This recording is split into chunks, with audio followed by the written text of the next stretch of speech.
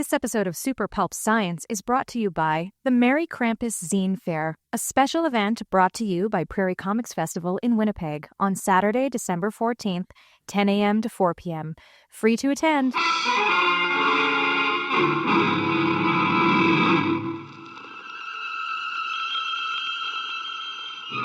Attention, citizens. It's time for Super Pulp Science. This is Super Pulp Science, where we talk about how genre gets made. I am Jimmy Kamichek, and I'm looking across the great expanse of our studio table at... Live Edge table. That's right, at Chasing Artwork. He's known in the studio as Justin Curry, and I've inverted our normal intro to touch on the humanity that is Justin today. Because my friends call me Chase. They don't. Only people at conventions call you Chase who think that's your name. And Sam's here. Hey, hello. Is here. This is so great. Sam, come on in. And he's now rummaging through a bunch of like frames, and I'm just giving a commentary. I'm grabbing a chair to bring over so Sam can sit I down. don't know if he knows, but I cleaned up my half of the studio. Where you get all? You just collect frames? Is that what you do? Don't you? No, I should. They're expensive. Don't you? Every time I'm at I'm in a thrift store and I find a golden frame, I usually... That's a good idea. I should do that. Yeah, that's a great idea. And I take great delight in throwing away the art that's inside the frame. Great delight. More delight than I should. It's like a bowl of posies or something, and you're just tossing it. You just out. Samantha, hello. Hello. Oh, is the podcast started? Yes, it has started, and this is SM Pico, known the world over as the replacement for Justin in the coming week, maybe months. Maybe. Right? Dear listener, the reason I led with Justin's humanity, he'll never be more human than he's about to be. Hey? I guess so, eh? That's right. He's going to be leaving us to go on a journey into fatherhood. Whether he'll return or not, we don't know. Isn't that right, Justin? Not up to me. We'll see. Not up to you. That's right. I can guarantee you he's getting sick of people telling him how much how tired he's going to be. Yeah, so let's talk about creative stuff for the last time in a long while for you. Yeah, since I'm going to miss the next week or two, I was thinking if you didn't have a plan, Gregory. I was ever to land, but that's hurtful, Dan. One of my favorite episode types that we do, and it's great that Sam is here as well. Oh my gosh. Is it story breakouts? It's so good because we're coming up to the end of November, which is National Novel Writing Month. And so if you are only realizing that you're way behind on your draft right now, we'll give you an idea to work with. How many words do you usually get up to? Like, I feel like 50,000 is very ambitious. It's out of my reach. Usually 30 is about what I can pull off. Pretty regular. Yeah. It's like, yeah. Sam, I imagine 50,000, but it's your full-time job. You're good at this. But like, She made a crinkly face and raised a hand, dear listener, but the truth is Sam is far better at writing words than we are. Give her your mic and you can have my mic. I won't talk as much. But I would say she's used to it. You're all warmed up. Your writing muscles are not atrophied whatsoever. So you can just take the compliment. It's okay. Yeah. I just don't want to set up the listener for thinking that I am some juggernaut who is writing every single day, because I don't.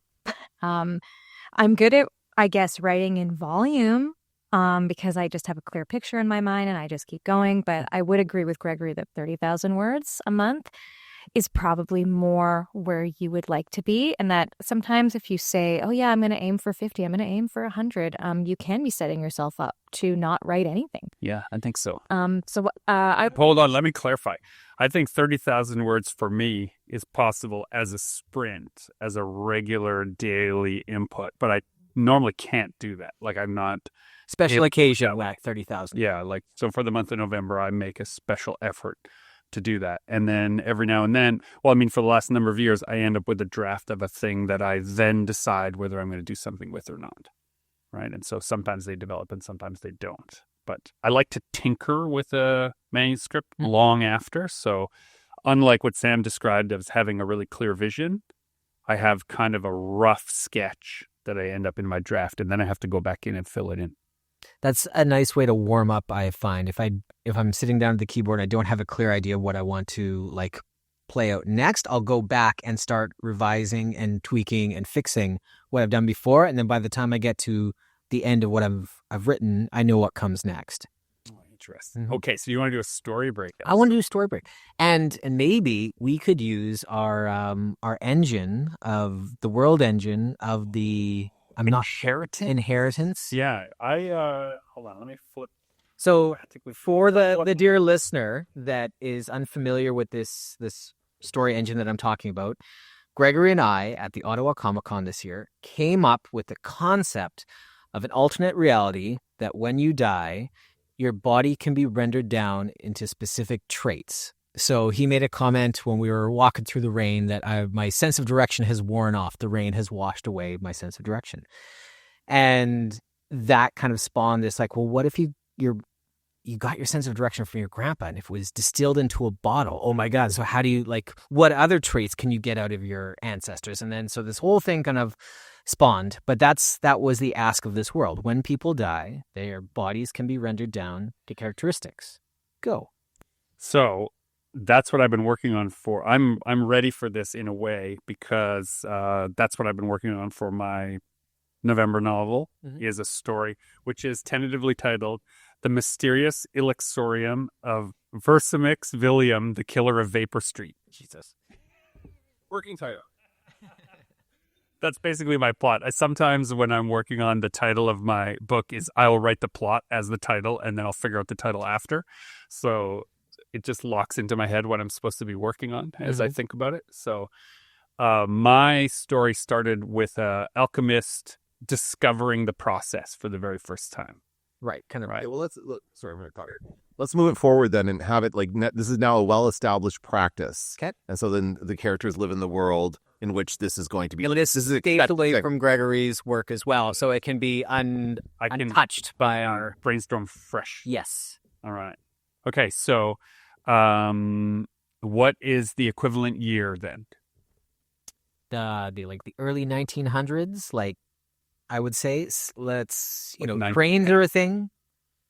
Horses, cobblestone streets, Big hats. 1908. Big hats, trains. All right. What else do we need to know? Maybe about? it's rough times. It's after some kind of war. And we can talk about how soldiers were kind of almost drugged with they were given loyalty and given courage and maybe given aggression. Yeah. Apathy, they were. Now they have to be given apathy. Now they do. Right, so that they don't care to carry out those same orders. That's what I mean. They were fed that while they were in the army. Ooh. So the business. So does this follow a soldier? No, I think I don't know if it follows a soldier, but I think something horrible in the world has just occurred, and we're in the aftermath of. I vote for no soldier only because Ariel and I were working on a project like that, and I don't want to tangle the wires. Speaking of wires, a transformer blew up on my street, and the entire cable dropped into the street, and I heard the science fiction noise, the and lightning bolts flying. Was it Optimus Prime? I wish it was Optimus Prime. No, in fact, it was just ice. The first season's ice on the line that caused it to drop. We went out and talked to the people that had to fix it, but just when I thought I lived in a quiet neighborhood, lightning exploded on the street. Harry's research hopes to go deeper than the brain, sir, into something more intangible than the mind, even. Then all that seems to be left is the soul. All right, then, call it the soul. What's the scale of our story? Do we want to do a little murder mystery? Do we want to do I just have some establishing questions. Yeah. Great. What is the commodification of these traits? Is it a black market trade? Is it well known? Are they valuable? Well, we have so many answers for this. Yes. So we have some of this established. So the wealthy, the upper class, have no traits of their own. They just rely on the inheritances of previous generations. They're old families. Yeah. So they have huge wine cellars full of traits. New blood is kind of the equivalent of poor people. They don't have a large inheritance. They don't have a long bloodline. So they don't have nearly the bottles of traits stored up. So they almost to get those traits that you inherited to stay longer, you have to mix it with potential. But the only place to get potential is from young people who die young. Isn't that like a reveal?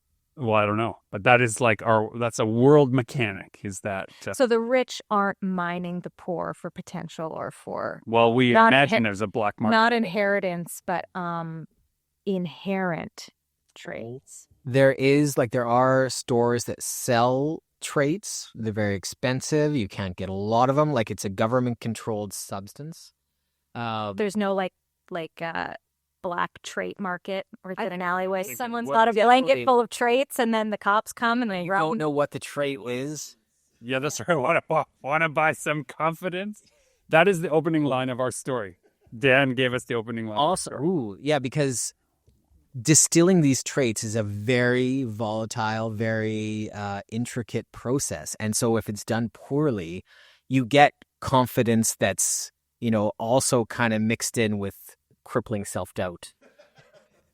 If you don't distill it properly, it comes, that's good. It's like a mixed trait. It's not pure.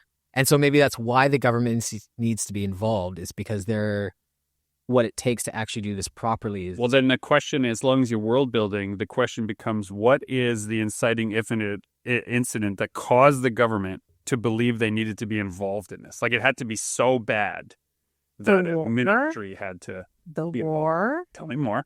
Because they needed a lot of this supply. Because you're talking about dosing, hundreds of thousands of soldiers, with all of these traits. They needed to increase supply. Where are they getting that from? Graveyards. Oh, that's right. And they rendered the graves, right? And they had like a mass distiller sign-up program. Distillery, yeah. Because it probably would have started like, mobs and gangsters. Like somebody in the underground figured this out, and it became widespread enough that the government had to step in. Lyndon wants in. I'm like, come on in here. What if he gets killed? No. Hello, dear listener. It's me, Lyndon, the ray of reality that's once in a while steps onto this show. That's her. I just wanted to step in and task Sam with something for this episode, and that is to actually push the guys to come up with a story that isn't just world building. Yeah. World building is a lot of fun, but it is not. Now, to be fair, I needed context in order to get in on this story. It's good. It's good. Dear listener, Lyndon is the right person for this task association. But also, if you are, it's really easy to fall down the world building rabbit hole because the questions are fun to answer. Absolutely. And I think the only reason I'm coming over is because as the record keeper of many of these Super Pulp Science episodes, True. I spend a lot of time listening to them. And what I notice, especially in the story building episodes, which are a lot of fun, is a lot of time is spent on building the world around it. And I'd like to hear more about what's actively going on in the story, what's pushing the story forward. What's the drama? So our first line is, we want to buy some confidence. If you guys want to... No, we're using it. Instead, okay. We don't have time to rewrite. We have to just go forward. So who is speaking and who is being spoken to? Thank you, Lyndon. You're right. Rarely, but in this case. Who is being spoken to? Perhaps it's a former distiller who worked with the government during the war, but has become very disillusioned with the program and with their own work. And they're just being hustled by someone on a street corner. You used to be the best. Yeah. What happened? But now they're just kind of a shadow of their former selves, and the world has got on and surrounded by posters that are like propaganda for traits and for potential, and they don't really believe in the work anymore, but they're just kind of stopped in their thoughts by this basically hawker. Where do you get it? Would be the first question of someone who knows how it's made, right? This is in short supply, right? This is in short supply. Where is it from? So where is it from, Justin? Well, I think, he would stop and take a look at he'd actually stop in his tracks and kind of look at it as like, where did you get that? And you would have some qualifying questions that normal people wouldn't know. Right. Or would they have an eye to be able to immediately tell that there's a signature in the distillation process, whatever they're looking at? That's not confidence. That's this and this. Yeah. Or what? That blind luck and Who's your supplier? arrogance. Oh, blind luck and arrogance, not confidence. Yeah, that's Yeah. right. Yeah, who's your supplier? Okay, so then why? Now, again, we edged into world building there. What? Yeah. The world building's happening as we're telling us. What if That's allowed. What if now he's kind of a cop? He's like an inspector for the illegal trade and distillation. Oh, it's like Up catch me if you can. He used to Yes. forge checks, and now he tracks down the forgeries. not I forged, love it. not forged, and just be part of the big machine, big war machine that was mass distilling of graveyards of people for the army. Okay, so now he's got to track down where it's come from. Okay, so then what it would be is the last 50 times that he found someone selling confidence, it was just, what did you say? Overconfidence and blind luck? Arrogance and blind. Arrogance and blind luck. Yeah. This time when he looks at it, it's genuine, Oh, right? And that's what maybe would it's be got a the bit of exciting spark of genuine confidence. Yeah, there's real confidence here. But it's been diluted by the other two. Yeah. And in the perhaps this former distiller has taken on this job because they're looking for another distiller that went missing during the war, Oh, yeah. and they're tracking their work. Essentially, Blade Runner. A Blade Runner. Blade Runner. And are they looking for this other distiller to kill them, reunite with them, Or is there something new and dangerous on the street? or is there something that they did together, like a project they worked on and a trait that they thought just went south? So I think there's an aside here that I want to say to the dear listener.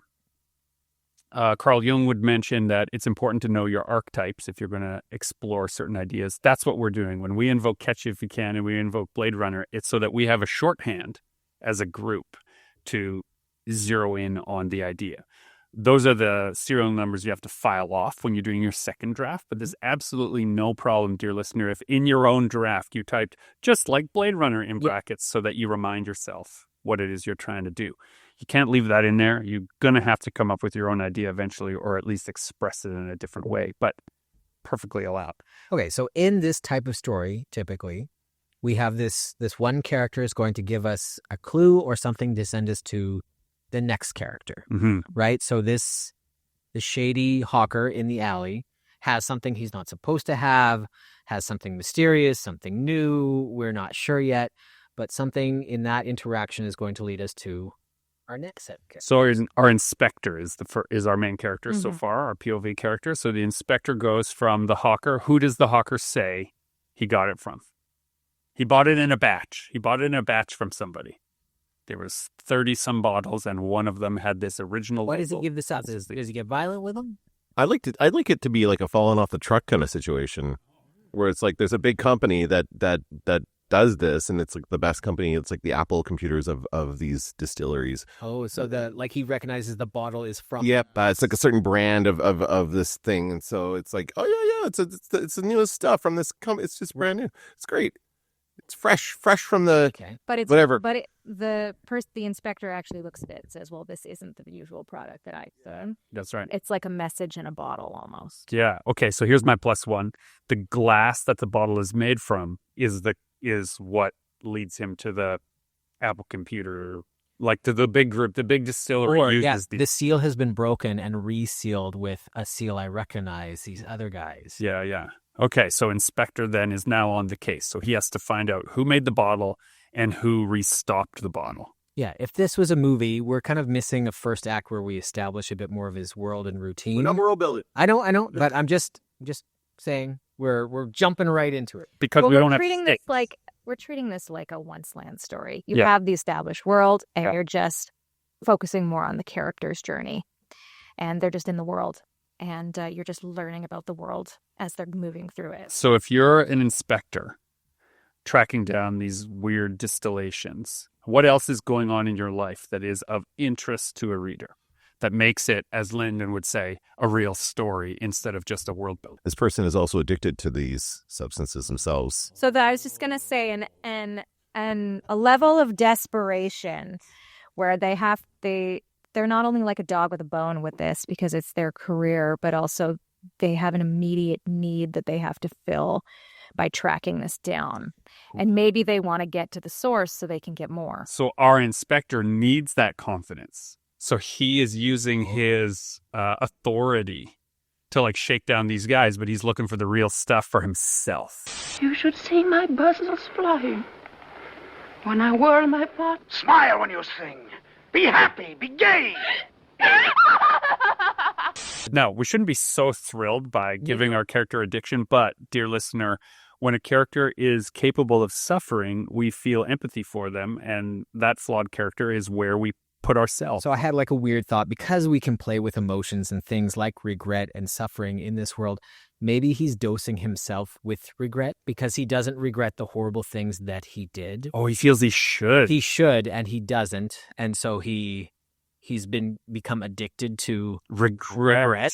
Oh, I actually met a guy like that once, so that's pretty interesting. Yeah. Right. And like it's a kind of this world where we can have something like this, where this is just not really something you could do in a lot of other stories. That's why I kind of like it. So in the real world, I met a person that I would describe as addicted to regret. And as a result, they constantly would build themselves up and then self-sabotage, like just make it so that their fall was even worse. You know, like they were kind of punishing themselves, and it was kind of horrible to watch and be around. But good writing, I think, draws from the lived experience. So if I think about that, that person always felt like they weren't enough. They were never enough when they should have been. And so some trauma, right, in their past put them in this position where something they did without regret now means that they feel that they deserve to feel that regret over and over. So who did they lose? What did they lose? What's at stake? It's very human now. Thank you, Lyndon. And again, while you're doing story breaking, it's not linear. So discovering motivations is actually, you have to do that at the beginning. There are a lot of people who just, I'm worried about spoilers. Worry about that when you're actually doing the writing.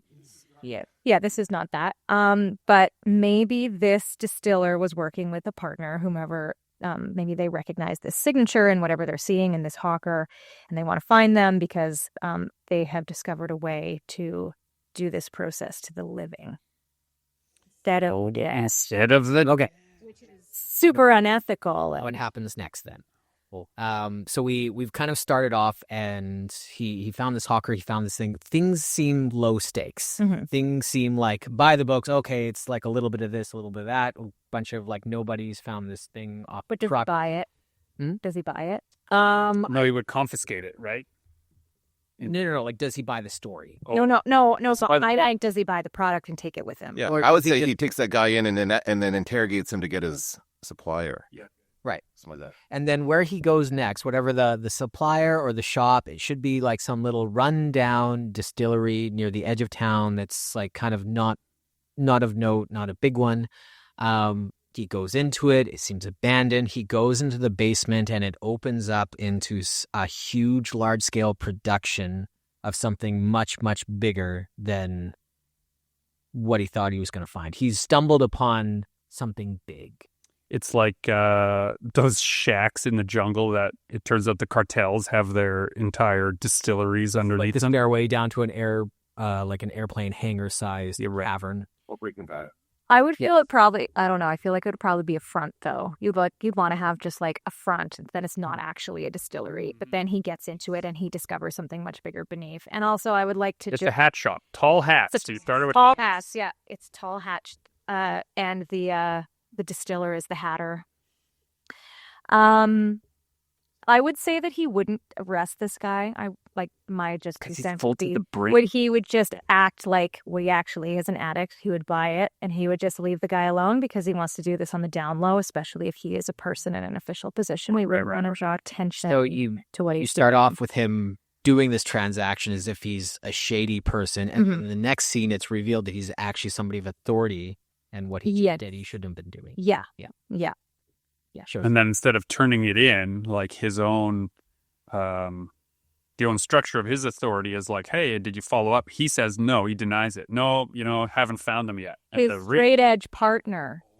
is the one who's going to investigate him and maybe follow him down this dark path. And wait, maybe he takes whatever it is home and distills it further because he knows what he's doing distilling-wise to get what he needs. And then within it, he finds something very strange that leads him to the next breadcrumb. Mm-hmm. What's something that feels like regret, but isn't? Like he's looking for real regret, and that's why he likes this mixture. But what's he been surviving on? What's close to regret? Disappointment. Oh, that's so awful. But yes. Yeah. Okay. So he's been surviving on disappointment, but it hasn't, fulfilled him, pun intended. And so now he's found real regret, the sweetest, truest regret he's ever tasted. And he wants to find its source. Oh, man, this whole thing is just spooling out. And if you include like a partner type character who like discovers what he's doing and then kind of goes against their own morals to like help him, and then right at the end of the line, what this partner witnesses in them creates an extremely large well of regret. And then he can take it from the partner? Is that what you're getting at? But then it ends there because his partner becomes the thing that he wanted the most. Oh, that's dark. That's dark. So he looks, just to get back to the story, he looks into the process. He goes down there, he finds this facility, and then he gets them, then he has to like turn his partner in or give his partner over to them. Is this a good guy, by the way? Are we like, what kind of character are we creating here? It seems like a bad I feel like figuring it out. Yeah, I feel like this person, I'm also thinking of, I don't know why I keep thinking about Cabinet of Curiosities, but just the nature of those stories where you establish this main character. I wouldn't call them a protagonist. They're just the person that drives the plot, and they're doomed from the start. Right. But and you know that they're not going to make it, but they pass on the doom to someone else who maybe was like more pure of heart than them. Oh, so they'll corrupt that. Yeah. Poor, yeah. Okay. Yeah. So, well, let me ask both of you then. Which is how you make an inheritance. Well, yeah, this is what I was going to get at. Okay. So actually, I'll ask this of the whole room, whoever wants to chime in here.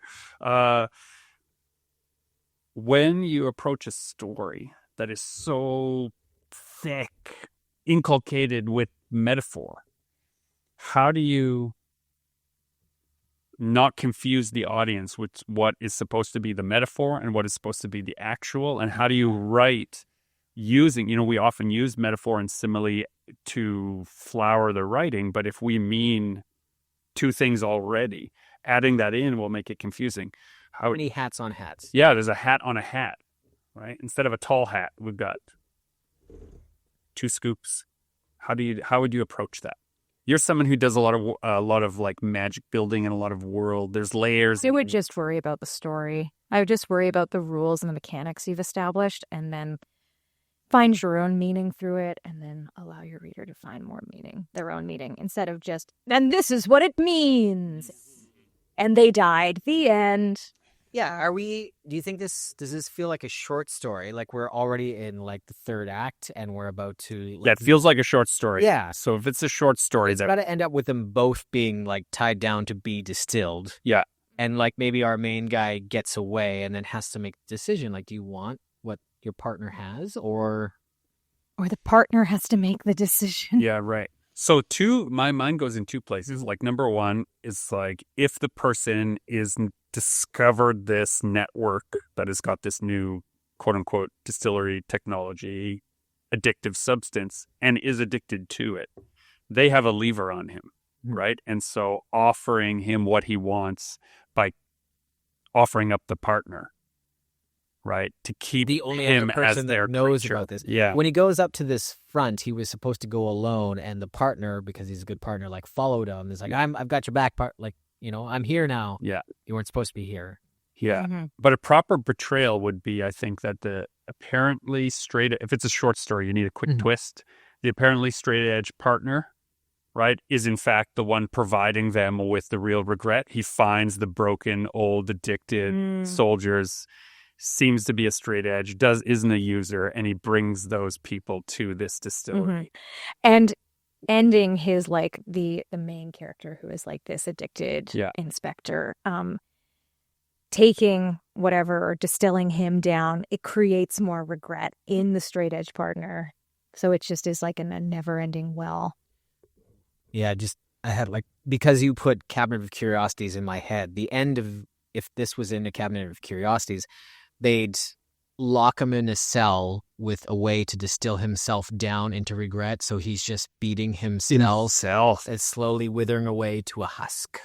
Can this be evil then? One thing we didn't do at the beginning of this, which we often do in this story break episodes, is we decide the genre and the conventions. This was like a genre. noir. Yes. I like that though. I like that it kind of went into a crime drama then instead, and that's not something that you guys usually work in as far as genre goes. I've got a good title, I think. It's something you said, I believe. It's Inherent. Hereditary is taken. Yes. We had to. Yeah, right. Inherent is good. Or With Regrets. So that's good. See, this would be a cool anthology where they're all just short stories in this world, like very short stories, and they're just centered around one of these traits. That's where I'd love this to end up as a bunch of short stories someday. That's where this kernel of the idea, that's where I hope it eventually leads. So, and every time you sit down a story break, you'll call it The Distillery. Oh, that's Distillery.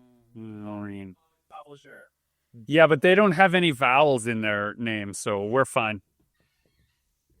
Right? Don't get too salty with no vowels. Yeah, no vowels. It's okay. They're a pretty cool publisher. I will give them that, but they have no vowels. So I have a question. I don't know if we've ever gone on record about this in our story breaks, but really, if you're listening to this, dear listener, you've just been invited to write a story in this world, right? Which I believe we kind of opened that up the first time we've explained this concept. Yeah, hopefully we have. That we don't take any ownership of this idea.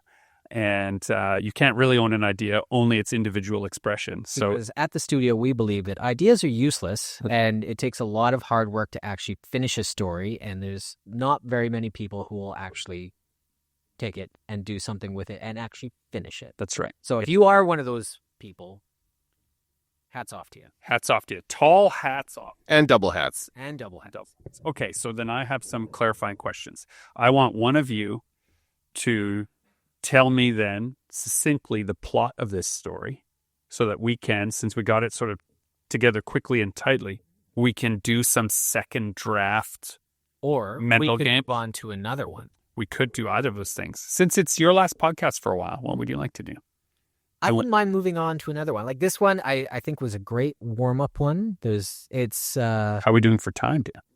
Well, yeah, all right, but yeah, perfect. Summarize it, though. Do we? Summarize? Yeah, yes. Summarize. So one of you, let's make it Sam's job to summarize. Oh, good. Yeah. After the distillation wars, a disgraced distiller turned inspector wanders the streets looking for bad batches. And his next fix. But what he finds may lead him to both everything that he desires and everything he fears. Oh my gosh. I immediately will pre-order this book based on that. Yeah.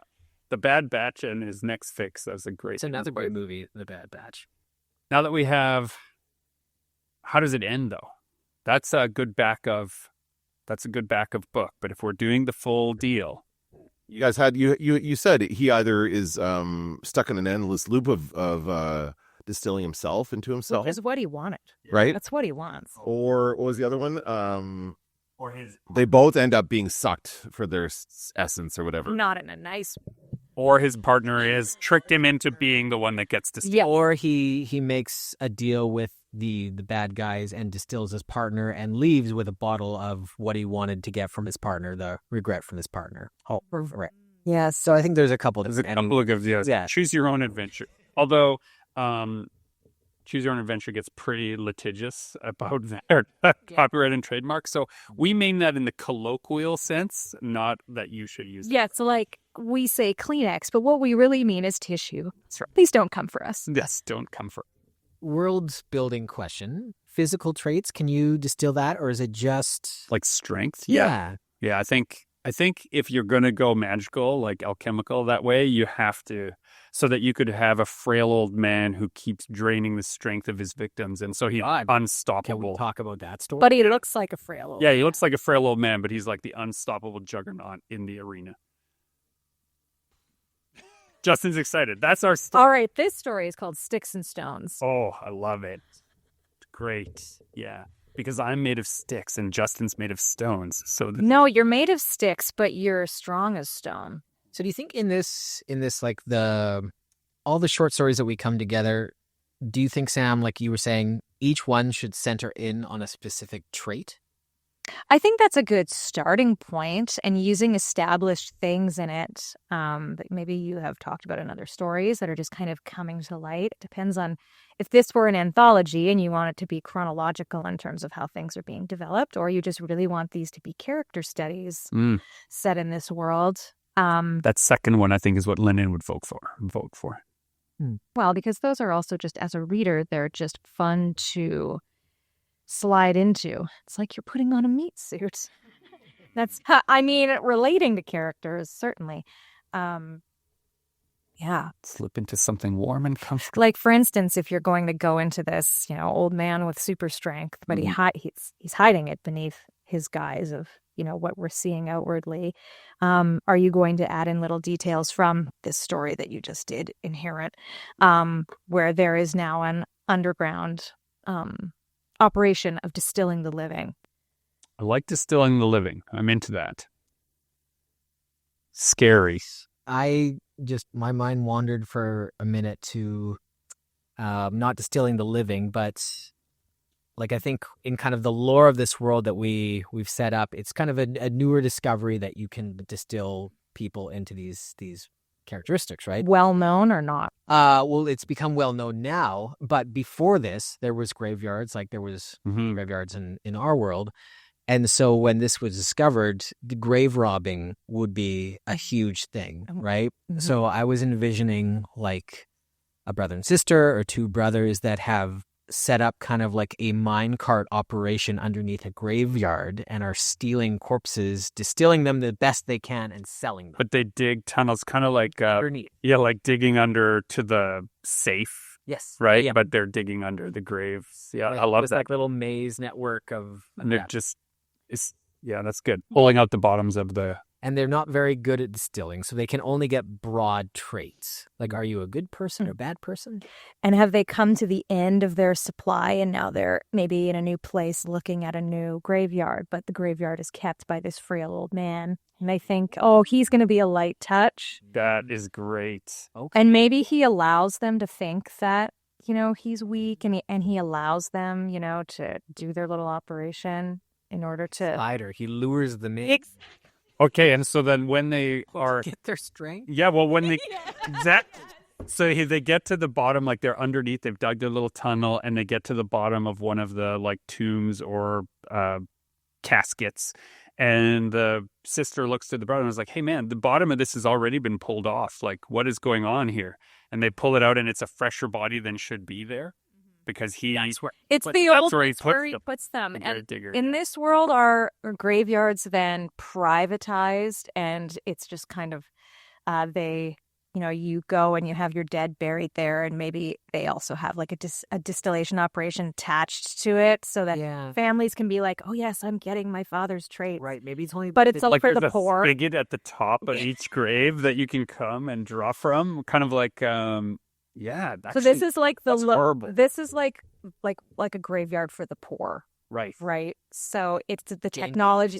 Yeah. And like the unclaimed, and it's not very high tech and it's very cheap, but at least, you already don't have a lot, but you'll be getting what very little your mother left behind. The Easter egg that he's somehow connected to the other story is he's got a very tall hat. He's got the same kind of hat they sell at that... Bought a hat from the friends. Yeah, at the haberdashery. He's got the same kind of hat. A tall hat. Okay, so then the old man, who is drawing upon the strength, he sips from these drips that come from the graves, right? He's got a flask. He's got a flask of it. He's always sipping from. Yeah, his coffee. Gives him strength. But 2 grave robbers are not enough of an adversary, I think. We need to have them... If I was going to, my plot machine in my head is saying there needs to be some group that they owe something to. That's like shaking them down. They have desperation, and those guys are going to come and get them if they don't.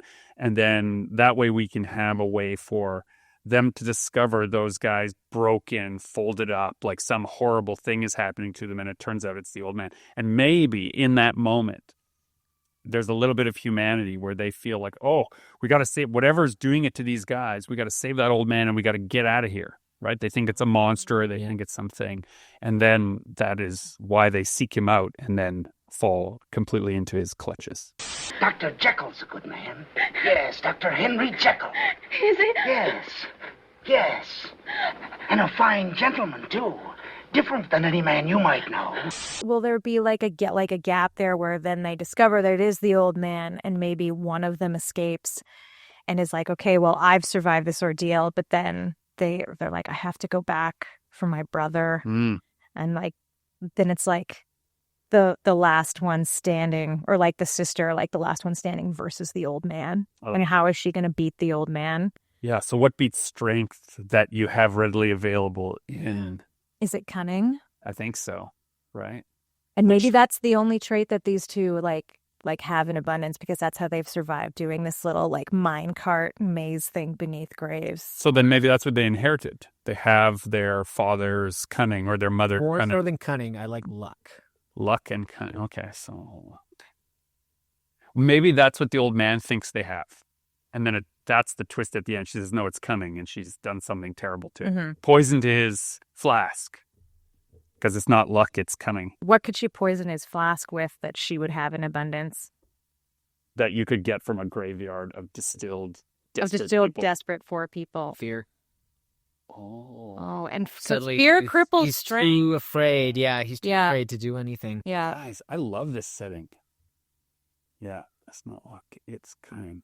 I just like the idea that she could drop that line and then drop the myth. I just thought of something during going back to the war thing. Like they could use fear as a weapon during war, hey? Like mystify. Yeah, like they spray a fog of fear. Your mustard gas. Yeah, it'd be cool. Anyway. Although you're using a lot of blood mist in your... Yeah, I've got a misty novel. Well, full of You've got too many things going on. Well, it's true. It's greedy to hold on to all these ideas, and whoever gets there first gets to... Okay, then fear can be distilled into an ink, which is what they use to print their propaganda. And they drop the leaflets, and then you touch it, and it's like a contact poison. Yeah. Yeah. Okay, so back to this story. Okay.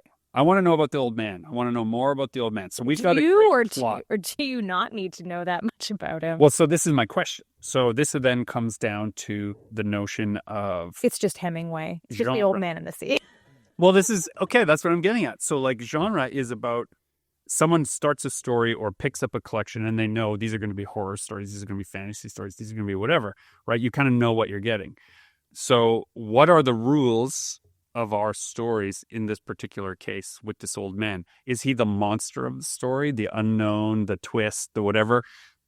Is it mysterious, and how would you lay out that mystery? Or is he overt? Is it something the reader knows and the characters don't? I feel like he's a twist, like he's a footnote for most of the story. He, like, in my mind, I'm picturing, graveyards are kind of, they're like banks. They're heavily guarded. And I'm just going to run with this, guys. So our siblings at the beginning are in a more populated city. They're in like London or something. And that's where we establish kind of their way of life and how the mob is after them. And they have to, like, you guys know how to grave rob and distill. You need to give us this much brute strength, this much loyalty, this much that, or we're going to kill you by the end of the week. That's right. And so they steal you. And distill you. So they make the plan to go out of town to this less, like, smaller graveyard, less guards. We have a chance of doing this, right? Like, it's a small town bank, essentially. Yeah. So yeah, they witnessed a funeral there or something for one of their fellow, grave robbers or something. It's kind of off the grid. Maybe it starts at the funeral. They're leaving the funeral with the idea, we should come back here. What do funerals in this world look like? Great question. Because I don't think they're putting them in the ground anymore. I think they put them in the ground in like a cask for the distillation. Or a wake. Yeah. It's a wake where they're upright in an open coffin and people are just drinking around them. And are they taking a sip of them? Oh. Like, are they served at the funeral. Yeah, it's like your great honor to be invited to somebody's funeral. Because you're not on the list, then you're not getting any Krampus traits. You get a bit of scrubs usually who have no families. Their family are their fellow scrubs, right? Yeah, right. So the Ministry of Graves then takes your body into custody, and so the graveyards that are state run, right? They're like storage facilities. That's right. They're like for a pickup. More world building. Yeah, it is. But the thing is, you do need that. You have to have that established layer, and people are going to be talking about it, or it's going to be happening. You know, they all sat at the wake, and everyone had an empty cup, symbolic of that we would be sipping from them. But the pickup was going to be shortly, from the Ministry of Graves. Yeah, it was just wine instead of So after the 10-minute eulogy, we're all being hustled out as we hear the trucks coming down the road. The truck, the hearse, he's the driver.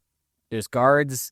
As they're transporting the body from A to B to the funeral, that's where the siblings are. Oh, so it's a heist movie. It's a heist, right? Yeah. And so they take out the guards. Maybe it's a train. Maybe it's a train heist. Does the old man approach these two and it's like, oh, you knew this guy, and you two seem like you need some mentorship, just from that kind of oh, it's an old crusty man, and he's like, oh, I see something in you too. So that we, at the beginning of the story, immediately feel some fealty to him. He's a father figure. He's trying to help them, and he's like, come back here at midnight, and maybe they do a small job together, and so to establish that trust. And these two are, hungry to be taken care of because they've just been on the streets and they've been struggling. And I just like the line, it comes to me right now. Are we going to betray that old man for a couple of drops? That's what the sister says to the brother at some point, right? And he's like, yeah, we need to pay our, we owe it. Mm-hmm. It's either that or a nex. Yeah. Yeah. Well, that's good. That's good. I like it. If it's not those drops, we become... So that when he betrays them, you as the reader feel betrayed. Really. Yeah, that's what I want. That's what I'm trying to create is some... Grandpa drops. Why would you do this to us? Hate those. Well, he's lived a long time. There must be something to him, right? Mm-hmm. Yeah. Well, I think there has to be actual guards around him as well. He's there, but he's not the only thing, because then I think the mystery is it doesn't make sense that the old man would be the only thing there. Yeah, there has to be. They don't consider him a threat. Right. They're concentrating on the actual, armored guards. And so then also you could have their operation be not that great. They seem to circumvent the guards, and the reader, would be like, well, these guards kind of suck. And it's just the old man taking them out. Yeah, right. Or that the old man has those... those people who are in the guard posts aren't really necessary, so they're really lax because the old man, the gravedigger, is the real guardian. Or there aren't that many guards because they seem to just be always leaving their posts because it's out in the country and maybe the stakes aren't very high, so there's only 1 or 2 guards, but it's the old man taking their strength because guards are going to have the most strength. Right. Ooh, that's good. I like it. I also like the idea, so many of those heist in the country, break into the old guy's house, break into the whatever. It's there's a local legend about a real treasure that's there, right? That no one believes, and so it's being left alone. But they learn about it at the funeral. They hear the legend of what else is in maybe the old. That's what the old man does. He tells them the story of what else is buried there. Don't feel bad for your friend who is going to be buried in this state or this ministry graveyard. There is a great man buried there too. They're going to be right beside this, important figure. And so he's telling it to them from the reader's standpoint as a way of making them feel good that their final resting place of their friend is going to be good. But really, he knows they're criminals and he wants to lure them out there. So he's telling them there's a big score to be had that no one knows about.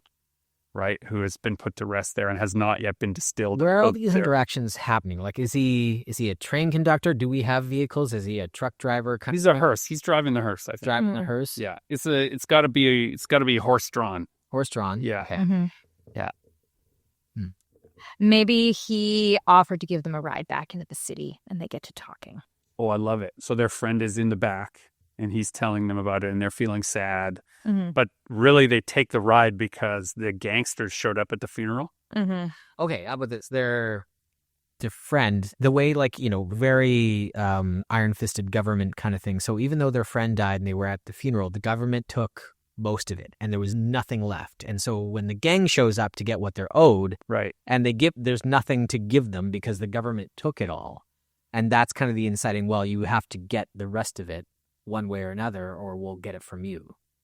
So then maybe they jump in the cart with the old man because they see the gangs there to get their pound of flesh, and they realize we got to go to where the body's going to be buried and get whatever we can get. And then on the way, they hear the story of this treasure that's there. And they're like, okay, this is a good plan. We're going to rob this graveyard, right? The guys don't know where we went. We're going to rob it. And when we finally come back to town, we'll have everything we need to pay them off. This is very short story shaped. Yeah. Yeah. But it's good. It's immediate. Stakes are established. It is like it's a heist, but it's a reverse heist. Yeah. Because they're going to be the ones heisted. Yeah. And I'm at that age now where I go to too many funerals. So, like, I have a lot to draw upon for those funeral interactions. And there is, you know, there's real stuff in there. That would keep it anchored in a Linden way. And maybe in this world, stuff like physical strength is, you never get much.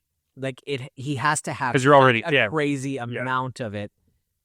Nobody ever considers it a trait worth like going after, but because he has been stealing strength for so long and actually has a quantity that actually makes a difference. A few drops in front of thousands of dead people. Yeah. It's negligible for the most part, but because this old man has been doing it for so long across so many bodies. Because when you die in the regular distillation process and you're already dead, you've lost your strength. That's how you die. There's barely a drop left. Yes. Yeah. But he collects those. Yeah. Yes. Yeah. And he's too, like, you know, he wants to keep his front up, so he's not going to join in the living distillation thing that's currently happening. Also, I like the idea that he is of a different generation. And so they have that long, like, ride together where he talks about how things used to be. People used to be more patient. People used to collect things, used to save up for the things they wanted. Great things. Or for their kids. Yeah. They would save up all those traits for the one. Yeah, but now you just spend it right away. You just guzzle it, you know? No, you should sip it, you know? And then he then mirrors this conversation as by sipping he's from doing his glass. reveal at the end. Yeah. Right before. Yeah. Yeah, I think. Yeah, it's good. Well. Wait, name for this story? The original one was Sticks and Stones. Sticks and Stones. Yeah, Sticks and Stones is good. But I also something about drops, patience. Yeah. So comes to those who wait. Good things come to those who wait. Sip from the cup. Sipping. It's a sipping story. We don't have to come up with the title. Sip of no, because that gives it away. I was gonna say a sip of strength, but no, we would know. What's fun about this story break is like having that established world and being able to come back to this well and tell more stories. I like that. So I think at some point or another we should come back to this world and tell other stories. I think that is true. Now, I have a question. Should we redo an introduction to this episode to tack on instead of the long drawn out like madness that we had? Should we do a more succinct? I don't remember what we said. I don't know. No, I don't think so. No, we're good. No, okay. That just messes with the way. Do you want to? Yeah. Don't do it. I'll make some sense out of whatever happened. Yeah, that's fine. I love you, Dan. I love you, Dan. This has been Super Pulp Science, where we have broken down two stories quickly, succinctly, and rather roughshod, I might say. Some assembly is still required. But I hope, dear listener, that if you're doing your story breaking, you recognize that not everything needs to be figured out before you start, and that sometimes a story arrives a drop at a time. This has been Jim B. Kimichuk, encouraging you to join the fight and make comics.